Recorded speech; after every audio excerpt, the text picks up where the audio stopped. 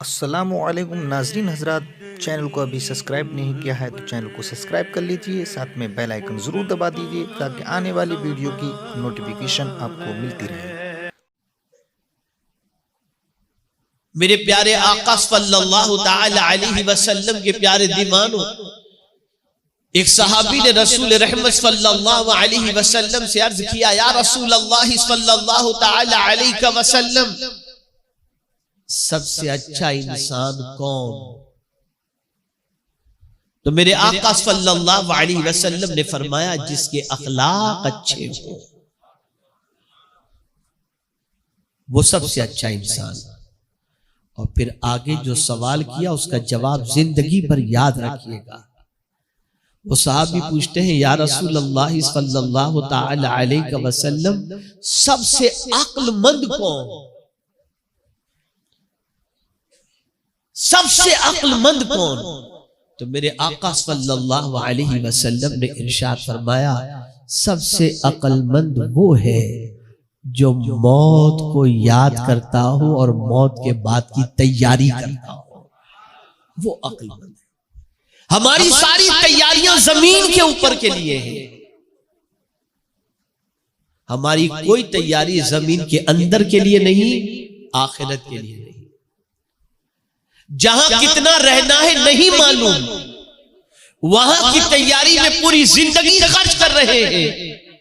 और जहां हमेशा रहना है वहां की तैयारी का हमारे पास कोई इंतजाम नहीं, कोई इंतजाम नहीं। मुझे एक हदीस याद आ रही है। मैं जब उसकी अजमतों को दिमाग के अंदर याद करता हूं और सोचता हूं तो उसकी अजमत के सामने सरनिगू होने को जी चाहता है। आप जानते हैं, थोड़ी देर के लिए तसव्वुर आप जमाइए, एक आदमी का इंतकाल हुआ, कांधे पर आपने उठाया, दोपहर के अंदर दोपहर को आप दफन करने जा रहे हैं। उसकी कब्र खोदी गई, कब्र के अंदर आपने दफन किया, दफन कर रहे हैं दोपहर को, लेकिन जब आप कब्र को बंद कर देंगे तो कब्र में उजाला होगा या अंधेरा होगा? जवाब दीजिए। अंधेरा। कब्र में अंधेरा है, कब्र भी तारीक,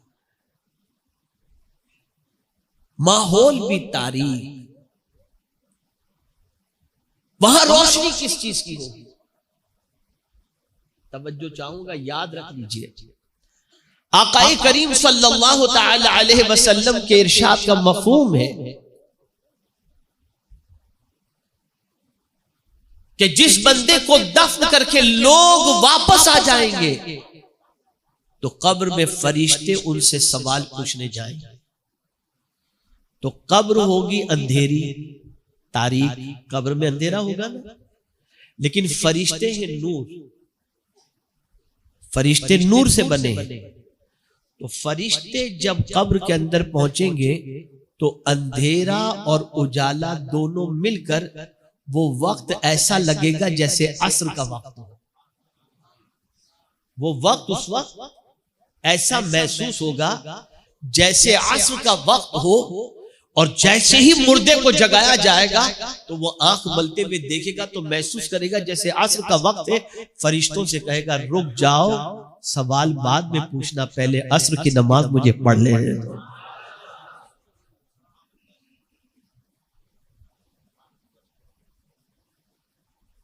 क्या चीज कब्र में काम आ रही है? ये नमाज काम आ रही है, अल्लाह की बंदगी काम आ रही है।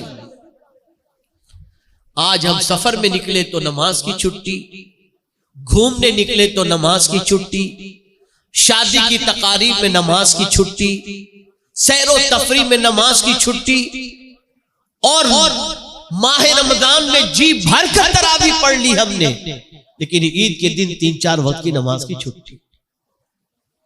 हाल हो गया, हम भूल गए हमने वहां का कोई इंतजाम नहीं किया है। आका करीम सल्लल्लाहु अलैहि वसल्लम उस बंदे को अक्लमंद फरमाते हैं जो बंदा मौत से पहले मौत की तैयारी में लग जाए और आखिरत की तैयारी के अंदर लग जाए। कुरान मुकद्दस में रब्बे कदीर जल्ल जलालहू ने फरमाया कुल्लु नफ्सिन ज़ाइक़तुल मौत, हर नफ्स को, हर जानदार को मौत का जायका चखना है। अब आगे कुरान ने फरमाया क्या होगा मौत के बाद, वइन्नमा तुवफ़्फ़ौना उजूरकुम यौमल क़ियामह, क़यामत के दिन तुम्हारे कामों का तुम्हें पूरा पूरा बदला दिया जाएगा। जमीन के ऊपर जो कुछ तुमने काम किए, अगर नेकी किए हो तो नेकी का बदला पूरा मिलेगा, और गुनाह किए हो तो गुनाह का बदला भी पूरा पूरा मिलेगा। ए रसूल आज़म सल्लल्लाहु अलैहि वसल्लम के प्यारे दीवानों, गुनाह का बदला, अल्लाह अकबर। जब उनकी सजाओं को हम कुरान और हदीस में देखते हैं, जो आज मार्केट के अंदर होने वाले आम गुनाह है, जिसे इंसान अब गुनाह मानता भी नहीं, बल्कि दौरे हाजिर की जरूरत समझकर उसे करता हुआ दिखाई देता है, वो नहीं जानता कि उन गुनाहों की सजा अल्लाह ने क्या रखी है। कुरान कहता है क़यामत इसलिए है ताकि तुम्हें पूरे के पूरा बदला दिया जाए, नेकी का भी और गुनाह का। कभी इंसान दुनिया में नेकी करता है लेकिन तकलीफ में होता है, नेकी करता है परेशानी में होता है, नेकी करता है दुनिया उसे बेवकूफ समझती है, नेकी करता है सीधे रास्ते पर चलता है, लोग उसे पागल कहते हैं, दकियानूस कहते हैं, पुराने जमाने का कहते हैं, पता नहीं क्या क्या नेकी करने वाले को दुनिया कहती हुई दिखाई देती है। उस बंदे को तसल्ली दी जा रही है, बंदे गम न कर, तेरी नेकी का बदला क़यामत में अल्लाह तुझे पूरा अता फरमाएगा, पूरे के पूरा अता किया जाएगा। और मेरे प्यारे आका सल्लल्लाहु अलैहि वसल्लम के प्यारे दीवानों, ये नहीं फरमाया गया कि पहाड़ के बराबर नेकी होगी तो उसका बदला दिया जाएगा, बल्कि कुरान कहता है फमन यअमल मिस्काल ज़र्रतिन खैरन यरह, अगर जर्रे के बराबर भी किसी ने नेकी की, अल्लाह उस नेकी का बदला क़यामत में उसे अता फरमाएगा। सहाबा की पोजीशन ये थी, वो नेकी के हरीस थे, नेकियों में लोगों से आगे निकलना चाहते थे। हजरत अब्दुल्लाह इब्न मसऊद रदियल्लाहु मौला तबारक व तआला अन्हु मस्जिद नबवी शरीफ में नमाज पढ़ रहे थे। आकाए करीम सल्लल्लाहु अलैहि वसल्लम और सैयदना सिद्दीक अकबर रदियल्लाहु मौला तबारक व तआला अन्हु और एक दूसरे सहाबी मस्जिद नबवी शरीफ में मौजूद थे। रसूल रहमत सल्लल्लाहु अलैहि वसल्लम जब हजरत अब्दुल्लाह इब्न मसऊद के करीब से गुजरे तो उनकी तिलावत की आवाज सरकार को इतनी अच्छी लगी कि मेरे आका सल्लल्लाहु अलैहि वसल्लम ने उनके लिए अच्छे कलिमात और बशारत और खुशखबरियां अपनी ज़बान से सरकार ने बयान फरमाई। हजरत अब्दुल्लाह इब्न मसऊद नमाज पढ़ रहे थे, उनको नहीं मालूम कि हुजूर ने क्या फरमाया, और वो सहाबी सिद्दीक अकबर और आकाए करीम सल्लल्लाहु अलैहि वसल्लम तीनों तशरीफ ले गए। कहां गए? दोनों सहाबी यानी सिद्दीक अकबर और वो सहाबी हुजूर को उनके दौलत गदे पर छोड़ने के लिए पहुंचे। अब वो सहाबी जो सिद्दीक अकबर के साथ थे, उन्होंने सोचा कि सुबह सबसे पहले अब्दुल्ला इब्न मसऊद को खुशी की खबर मैं सुनाऊंगा जो हुजूर सल्लल्लाहु अलैहि वसल्लम ने उनके लिए फरमाई। सुबह हुई, वो मस्जिद में पहुंचे, हजरत अब्दुल्ला इब्न मसऊद को देखा उन्होंने, तो आगे बढ़कर हजरत अब्दुल्ला इब्न मसऊद से वो कहने लगे कि मालूम है कल तुम्हारी क़िरात सुन करके हुजूर ने क्या फरमाया? कहा हाँ मुझे मालूम है। का कैसे पता चला? कहा अबू बकर ने मुझे बता दिया। वो सहाबी पुकार उठे, अबू बकर से नेकियों के मामले में कोई आगे निकल ही नहीं सकता। ये है नेकी का जज्बा, ये है नेकी का शौक। इसलिए कि वो जानते थे उस आखिरत के बारे में जहां बाप बेटे के काम नहीं आएगा, उस आखिरत के बारे में जानते थे जहां मां बच्चे के काम नहीं आएगी, उस आखिरत के बारे में जानते थे भाई भाई के काम नहीं आएगा, उस आखिरत के बारे में जानते थे जहां मियां बीवी के काम नहीं आएगी। इसलिए वो चाहते थे कि जो जिंदगी मिली है उसमें नेकियां कर लो, कि यही नेकियां कल बरोज़े क़यामत काम आएंगी। एक एक नेकी का अज्र मिलेगा। जानते हैं आप? अल्लाह अकबर, अल्लाह अकबर। अगर किसी ने रास्ते से कोई पत्थर भी हटा दिया जिसकी ठोकर से इंसान गिर सकता था, लेकिन वो पत्थर उसने उठा करके किनारे पर रख दिया कि किसी को ठोकर न लगे, हो सकता है यही नेकी उसकी नजात का जरिया बन जाए। दो यहूदी जा रहे थे, ये हमारी पहचान बता रहा हूं, माजी में हमारी पहचान क्या थी। दो यहूदी जा रहे थे, रास्ते में एक बड़ा पत्थर पड़ा हुआ था। दोनों यहूदियों ने आपस में गुफ्तगू की, इतना बड़ा पत्थर पड़ा हुआ है, ठोकर लगे तो इंसान गिर जाए तो उठ नहीं सकता। तो दूसरे ने कहा शायद यहां से कोई मुसलमान नहीं निकला है, इसलिए कि अगर मुसलमान यहां से गुजरा होता तो इस पत्थर को उठाकर किनारे पे रख देता, इसलिए कि उनके नबी ने कहा है कि रास्ते से तकलीफ दे चीजों को हटा देना ये भी ईमान की शाखों में से एक शाख है। ये हमारी पहचान थी।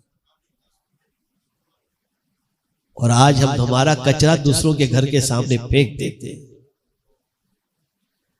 हमारी बाइक दूसरे के सामने, घर के सामने, दुकान के सामने खड़ी कर दी, कोई परवाह नहीं। जीने का वो अंदाज हमने इख्तियार किया है कि कहीं से भी इस्लाम की कोई खुशबू तक हमारी जिंदगी से लोगों तक पहुंचती हुई दिखाई नहीं देती। नेकी के हरीस बनो।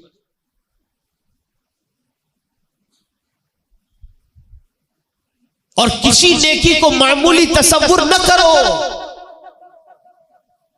इसलिए कि हो सकता है जिस नेकी को तुम छोटी समझ करके छोड़ रहे हो वही नेकी तुम्हारी नजात का जरिया बन जाए। तो कुरान ने कहा व इन्नमा तुवफ़्फ़ौना उजूरकुम यौमल क़ियामह, क़यामत के दिन तुम्हें पूरा पूरा अज्र दिया जाएगा, यानी तुम्हारी नेकियों का भी और तुम्हारी बुराइयों का भी। अब यहां बुराई के बारे में बता दूं, आदमी कहता है यार फला शराब पीता है, कोई टेंशन नहीं, फला दादागिरी करता है, कोई टेंशन नहीं। और कुछ लोग ऐसे हैं लोगों के पैसे दबा करके हज और उम्रा करते हैं, खैरात करते हैं, कर्ज उनके सर पर लदा हुआ है, लेकिन ये सारा काम कर रहे हैं और समझते कि हमें कोई तकलीफ होती तो आ जाती ना। मैं अभी 2 दिन पहले की बात बताऊं, मैं मदीने शरीफ से आया था और इत्तेफाक से लिफ्ट में मैं अपने घर पर जा रहा था तो हमारी बिल्डिंग के एक साहब मिले। उन्होंने कहा हजरत अपनी बिल्डिंग के बहुत सारे लोग मेंटेनेंस के पैसे नहीं भरते, पता नहीं कैसे लोग हैं। मैंने कहा यार बात तो आपकी सही है, भरना चाहिए लोगों को। फिर उसने जो जुमला कहा वो सुनिए। उसने कहा मुसलमानों को बिजनेस करना भी नहीं आता। सुनिएगा जो मैं अर्ज करने जा रहा हूं, गौर से सुनिएगा। मुसलमानों को कुछ भी नहीं आता, यहां तक कि तिजारत करना भी नहीं आता। तो मैंने कहा फिर क्या आता है? कहा टोपी पहनाना आता है। ये हमारी पहचान।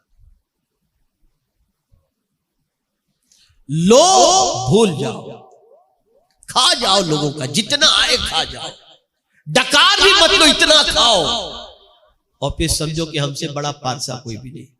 सफ़े अव्वल में इल्ला, माशाल्लाह सबकी बात नहीं कर रहा हूं, सफ़े अव्वल में नमाज भी पढ़ेंगे, उन लोगों का पैसा भी खाए हुए बैठे होंगे, कोई फर्क नहीं। ये सारी जिंदगी हमारी हो गई है, बेहंगम जिंदगी। आदमी समझता है गुनाह कर रहा हूं और गुनाह पर कोई पकड़ नहीं हो रही, गुनाह पर कोई तकलीफ नहीं आ रही, गुनाह पर कोई मुसीबत नहीं आ रही, तो आदमी समझता है कि अब मुझे क्या है यार, अगर कोई परेशानी होती तो यही आ जाती। तो अल्लाह फरमाते हैं नहीं, एक दिन है जिसमें पूरा पूरा गुनाह का बदला दिया जाएगा, और जब वहां बदला दिया जाएगा तो दुनिया की कोई ताकत तुम्हें वहां छुड़ाने वाली नहीं होगी। इसलिए सहाबा छोटे गुनाह से भी डरते थे और उससे भी बचने की कोशिश करते थे। अब एक और तसव्वुर कुरान ने इसी आयत में अता किया, और वो तसव्वुर क्या है? तो वो तसव्वुर ये है कि इंसान कामयाबी के अलग अलग ज़ाब्ते अपने एतबार से बना के रखा है। ये मेरे पास आ जाए तो मैं कामयाब, ये मेरे पास आ जाए तो मेरे कामयाब, शोहरत की इतनी बुलंदी पर पहुंच जाऊं तो कामयाब, मानने वालों की तादाद इतनी बढ़ जाए तो कामयाब, अमवालो ज़र की फरावानी हो जाए तो कामयाब। तो कुरान ने वाज़े कर दिया ये कामयाबी नहीं है, ये कामयाबी। अच्छा मौला तू ही बता दे कामयाबी क्या है। तो कुरान ने कहा फमन ज़ुहज़िहा अनिन नार व उदखिलल जन्ना फ़क़द फ़ाज़, जो जहन्नम से बचा लिया गया और जन्नत में दाखिल कर दिया गया, बेशक वो कामयाब हो गया। यानी कामयाबी ये है कि अल्लाह हमें जहन्नम से बचा ले और जहन्नम से बचाकर हमें जन्नत में दाखिल फरमा दे। अगर ये किसी को नसीब हो गया तो कुरान ने कहा फ़क़द फ़ाज़, बेशक वो कामयाब हो गया। अब उसकी कामयाबी के हवाले से कोई शक व तरद्दुद की बात नहीं है। अब मैं आपसे पूछना चाहता हूं,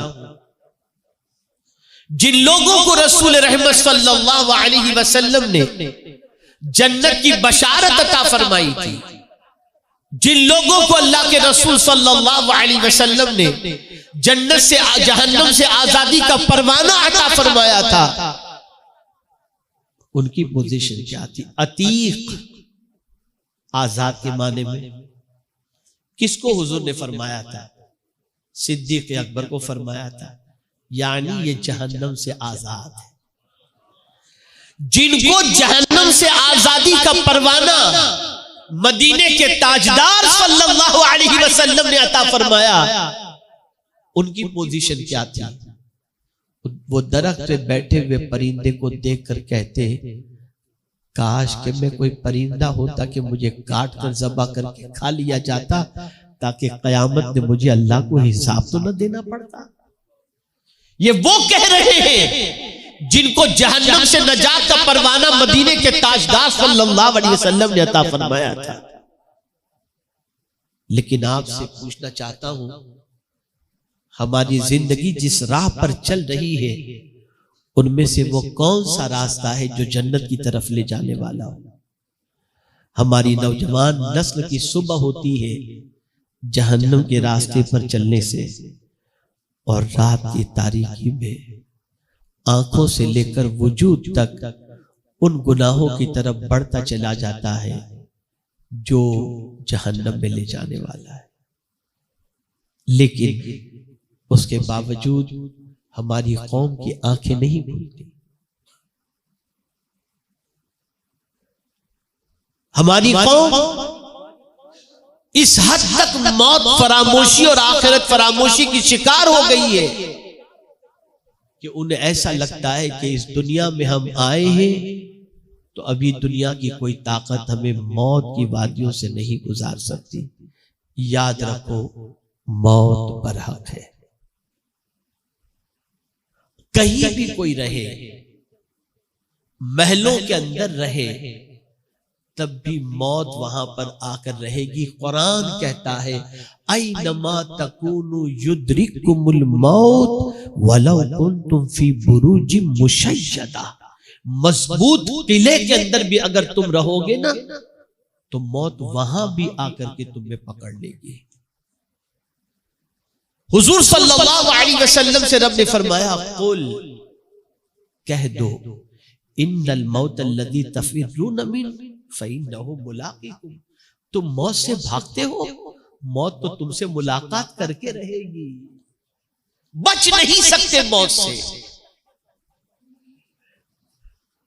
तो अक्लमंद इंसान वो है जो मौत को याद करके आखिरत की तैयारी करे, जो मौत को याद करके आखिरत में काम आने वाले आमाल की तरफ मुतवज्जह हो जाए, जो मौत को याद करने के बाद अल्लाह अज़्ज़ा व जल और उसके रसूल सल्लल्लाहु अलैहि वसल्लम के फरामीन पर अमल पैरा हो जाए। मेरे प्यारे आका सल्लल्लाहु ताला अलैहि वसल्लम के प्यारे दीवानों, खुद हुजूर सल्लल्लाहु ताला अलैहि वसल्लम अपनी उम्मत की तालीम के लिए दुआ किया करते थे। क्या दुआ करते थे? अल्लाहुम्मा हव्विन अलैया सकरातिल मौत। ए अल्लाह, मौत की तकलीफ मुझ पर आसान फरमा। आपको मालूम है रूह कहां से निकलती है? इंसान के जिस्म से रूह के निकलने का आगाज कहां से होता है? सर से होता है, हाथ से होता है, पैर से होता है। रूह के निकलने का आगाज कहां से होता है? बोलिए क्यों? आपने बकरीद के मौके पर देखा होगा, जानवर को जब ज़बह करते हैं ना तो जानवर पैर हिलाता है, पूरी ताकत से उठने की कोशिश करता है, भागने की कोशिश करता है। हमारे हाजी अलाउद्दीन साहब मौजूद हैं, हम लोग हज में साथ में थे। हमने एक ऑस्ट्रेलिया का बैल खरीदा था कुर्बानी के सिलसिले में। छुरी चलाने के बाद वो भागा, उसको पकड़ने के लिए दौड़ना पड़ा उसके पीछे।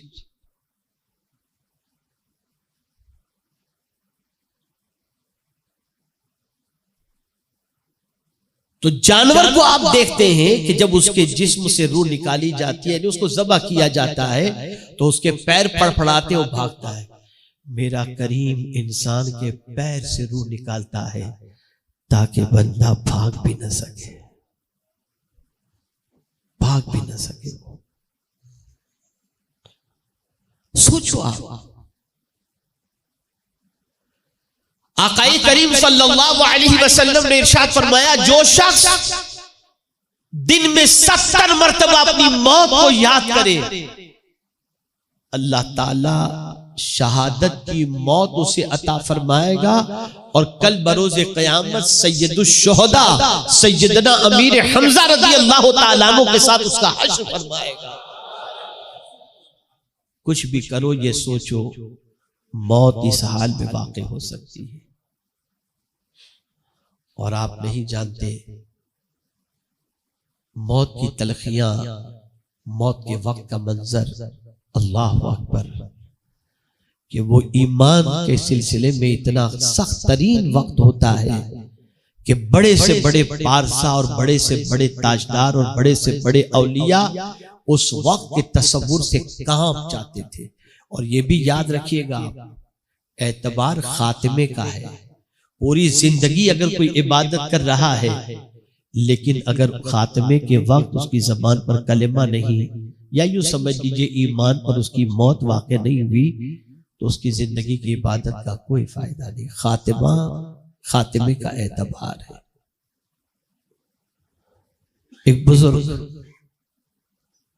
अल्लाह अकबर, अल्लाह अकबर, विलायत के ऊंचे मकाम पर फाइज थे। फरमाते हैं कि मौत से पहले सकरात के वक्त इतनी मुझे प्यास लगी कि अगर 7 समंदर का पानी मुझे पिला दिया जाता ना, तब भी मेरी प्यास न बुझती। और मेरे पास कोई पानी पिलाने वाला न था। और मैंने देखा कि शैतान अपने हाथों में पानी का गिलास लेकर के खड़ा है और कहता है कि एक बार मुझे खुदा कह दे, मैं तुझे पानी अता कर दूंगा। वो फरमाते मेरी आंखों से आंसू निकल गए और मैं परेशान हुआ कि या अल्लाह मैं क्या करूं, शिद्दत प्यास से मेरा हलक सूख रहा है, ले लूं या छोड़ दूं। उसी वक्त वो बुजुर्ग फरमाते हैं कि जिस दुरूद का मैं विर्द किया करता था वो दुरूद मुझे उस वक्त काम आया कि एक नूरानी शक्ल वाले बुजुर्ग तशरीफ लाए और उन्होंने मुझे पानी पेश किया। मैंने उसको ठुकरा दिया, उनके हाथ से पानी ले लिया और मैंने पानी नोच फरमा लिया। तो अब आप देखें, उसके बाद वो फरमाते हैं अल्लाह ने ईमान पर मेरा खातिमा फरमाया। और वो बुजुर्ग फरमाते हैं ख्वाब में अपने मानने वाले से, बेटा वो वक्त बड़ा कठिन होता है जब रूह का जिस्म से निकलने का वक्त होता है। उस वक्त फरिश्ता, उस वक्त शैतान पूरी एड़ी चोटी का जोर लगाता है। हजरत इमाम राजी रहमतुल्लाह ताला अलैह, जिन्होंने खुदा के एक होने पर 360 दलीलें पेश की हैं, लेकिन जब उनके इंतकाल का वक्त करीब आया, शैतान आया, कहा खुदा एक है तो दलील पेश करो। इमाम राजी अलैहि रहमान ने दलील पेश की, एक पेश की, दो पेश की। शैतान तोड़ता रहा, तोड़ता रहा, तोड़ता रहा, यहां तक कि 359 दलीलें इमाम राजी रहमतुल्लाह ताला अलैह ने अल्लाह के एक होने पर पेश की। शैतान ने सारी दलीलें तोड़ दी। इमाम राजी परेशान थे, अपने शेख की तरफ मुतवज्जे हुए। उनके पीर और मुर्शिद वुजू बना रहे थे और महसूस किया कि इमाम राजी का ईमान खतरे में। जो लोटा मौजूद था जिससे वुजू बना रहे थे उसे फेंका इमाम राजी की तरफ, फरमाया राजी कह दे मेरा खुदा बगैर दलील के मौजूद है। जब उनका पैगाम पहुंचा, उन्होंने कहा मेरा खुदा बगैर दलील के मौजूद है। उसी वक्त ईमान का खातिर, क्या समझे हो आप, आसान काम नहीं है, आसान काम नहीं है। जान दे करके भी अगर ईमान बचता हो तो ईमान की हिफाजत करनी चाहिए। और मेरे प्यारे आका सल्लल्लाहु ताला अलैहि वसल्लम के प्यारे दीवानों, मौत बरहक है, मौत से कोई फरार इख्तियार नहीं कर सकता। आका करीम सल्लल्लाहु अलैहि वसल्लम ने फरमाया अक्लमंद इंसान वो है जो मौत को कसरत से याद करे और मरने के बाद की तैयारी करे।